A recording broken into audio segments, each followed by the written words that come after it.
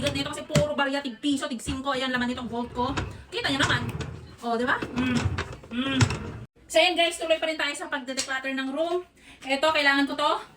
Kung nakikita nyo, ayan, sa mga walang katulong dyan na magbubuhat ng mga bagay-bagay, ito yung katulungan nyo. So, ito nga pala yung aking vault.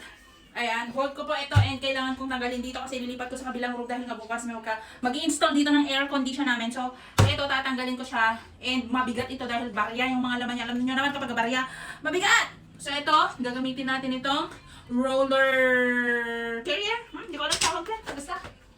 So, isasakay ko dyan. Ang bigat! So, dito ko siya isasakay. So, kahit wala akong kasama na magbuhat, may lilipat ko siya. Kikita nyo ba yan? Oo.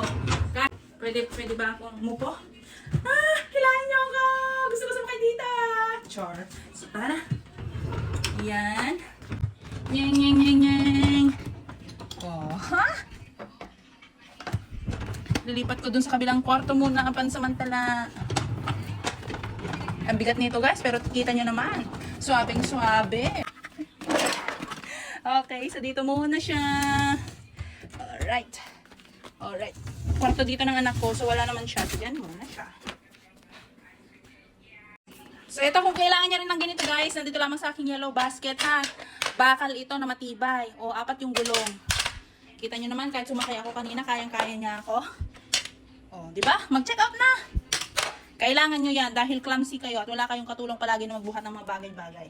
Bye!